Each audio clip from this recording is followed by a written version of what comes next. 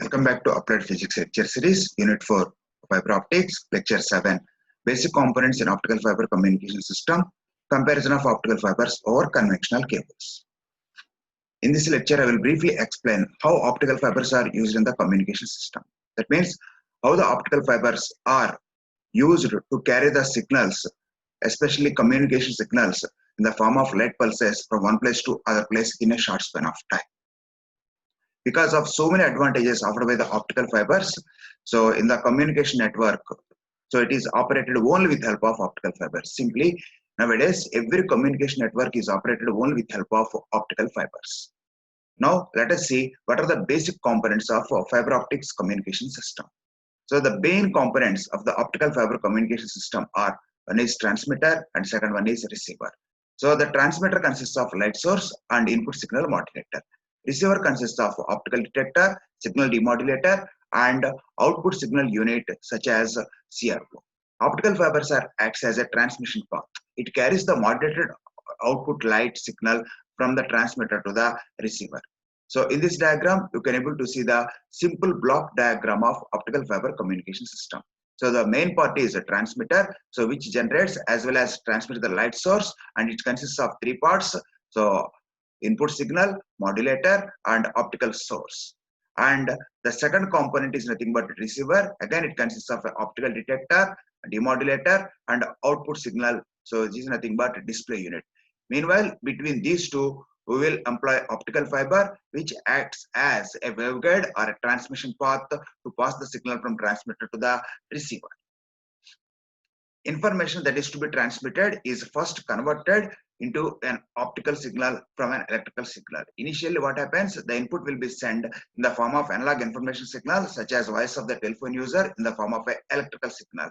Such an electrical signal will be converted into the form of a light signal because optical fibers carries only light signals.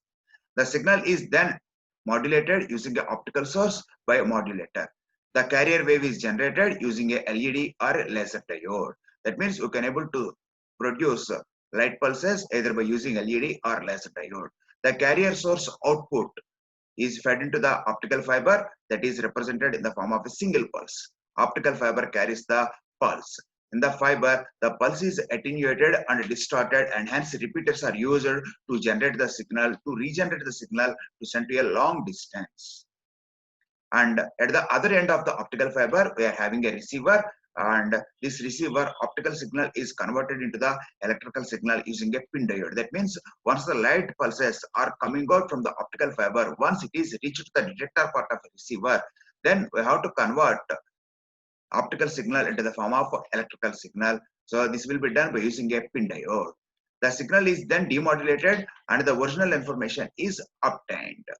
Couplers are used to couple the modulated light signal to be transmitted with the fiber. Connectors are used to increase the length of the fiber because single optical fiber is not capable of carrying the information from here to the long distance place. So to send the signal to such a remote place, we have to use connectors. With the help of these connectors, we will join so many number of optical fibers.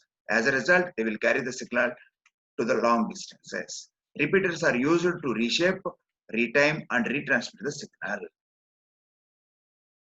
Then we will know exactly how the optical fibers are used in the communication system by making a comparison with conventional cables. Here conventional cables means either metallic cables or traditional cables. That means optical fibers are the recent technology. Before the invention of optical fibers, in order to send the communication pulses, in order to establish the communication network, we have to use conventional cables such as metallic cables.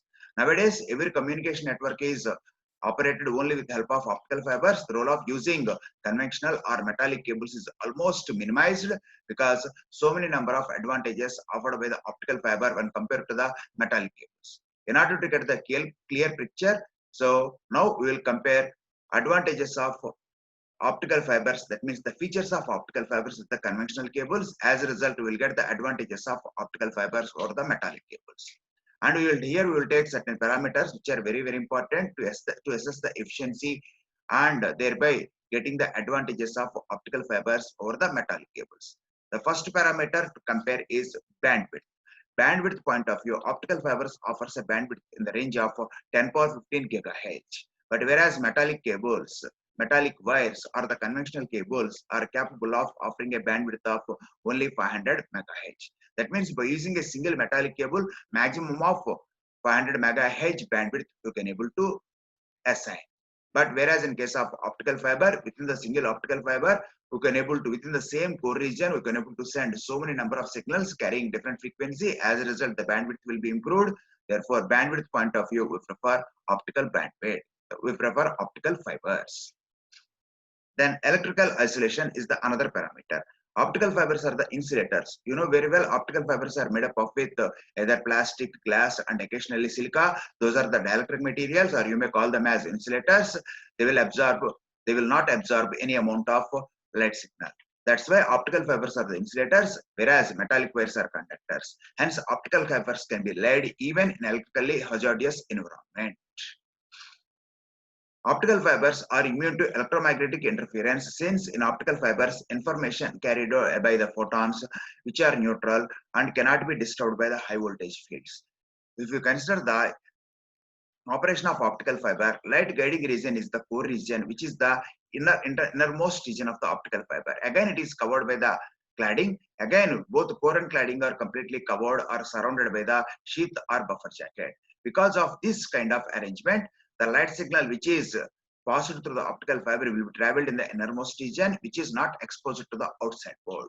As a result, by the presence of other electromagnetic radiations, any other TV or communication channels which are present nearby, they will not interfere with the signal which is passed through the optical fiber.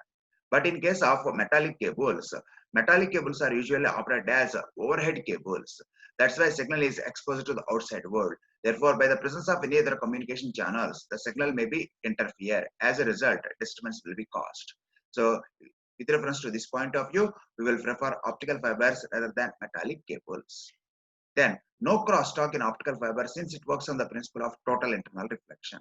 So, crosstalk is not possible. It is completely eliminated by using the optical fibers because core is the innermost region. So, any number of light rays you may send by using the same core region by projecting with the different angles of incidences, they will undergo total internal reflection at different parts of core cladding interface. As a result, there will be no crosstalk. But in case of metallic cables, there is a problem of crosstalk because of limited bandwidth offered. That's why in order to send a pure form of signal, we have to use optical fibers.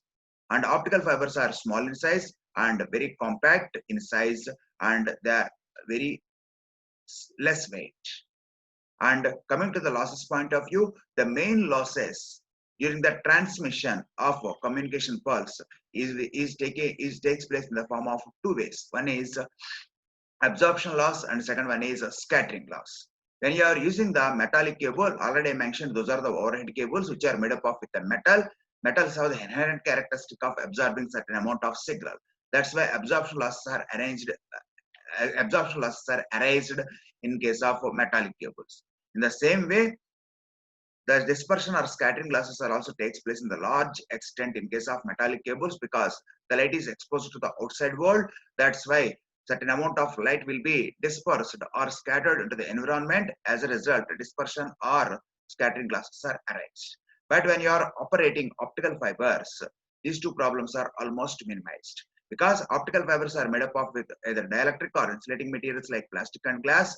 So, because by the nature they are dielectric materials, they will not absorb any amount of light radiation. That's why absorption losses are minimized. And coming to the scattering losses in case of optical fibers, signal will be traveled in the innermost region covered by cladding and sheath region. Signal is not exposed to the outside world and it is traveled completely inside the core region. That's why there is no scattering losses. Hence, optical fibers repeaters are spaced at a distance of 100 kilometers, whereas the copper cables are at a distance of 2 kilometers because the transmission losses per unit length of an optical fiber is only about 4 decibels per kilometer. And coming to the cost point of view, so in order to estimate cost, usually we are taking three parameters into the consideration: manufacturing cost, installation cost, and maintenance cost. So first of all, if you are taking the metallic cables are made up of with metals. Metals are not directly available in nature. You have to extract the metals from the metal ores. That's why manufacturing cost of metallic cables is high. And coming to the installation cost, so already I mentioned metallic cables are the overhead cables. So we need two rigid supports. In between the those two rigid supports, we will hang the metallic cable. So in order to fabricate all these, in order to install all these, so it is little bit expensive. That's why installation cost is also high in case of metallic cables. Then coming to the maintenance cost. Once these are maintained, once these are installed, so maintenance will be required from time to time. So that's why all the three costs, manufacturing cost, installation cost, and maintenance cost, all the three are very high in case of metallic cables. But in case of optical fibers are made up of with either plastic or glass. Those are plentifully available in nature. That's why the manufacturing cost is a little bit less. But coming to the installation cost, optical fibers are operated as underground cables. That's why you have to dig the earth and you have to place the cable and again close. So that's why installation cost is a little bit high. But once those are installed, maintenance cost is almost less.